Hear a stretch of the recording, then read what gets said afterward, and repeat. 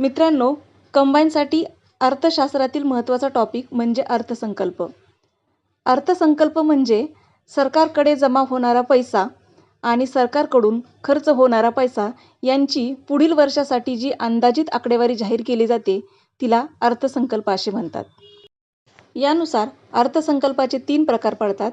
पहिला प्रकार म्हणजे समतोल अर्थसंकल्प, दुसरा म्हणजे शिल्लकीचा अर्थसंकल्प आणि तिसरा म्हणजे तुटीचा अर्थसंकल्प. समतोल अर्थसंकल्पामध्ये शासनाकडे जमा होणारा पैसा आणि शासनाकडून खर्च होणारा पैसा हे दोन्ही समसमान असतात. उदाहरणार्थ, सरकारकडे 100 रुपये जमा झाले तर सरकारचा खर्चसुद्धा 100 रुपये असतो. दुसरा प्रकार म्हणजे शिल्लकीचा अर्थसंकल्प.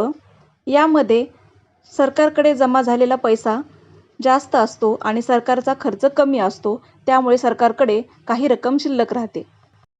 आणि तिसरा प्रकार म्हणजे तुटीचा अर्थसंकल्प. या अर्थसंकल्पामध्ये सरकारचे उत्पन्न कमी आणि खर्च जास्त असतो.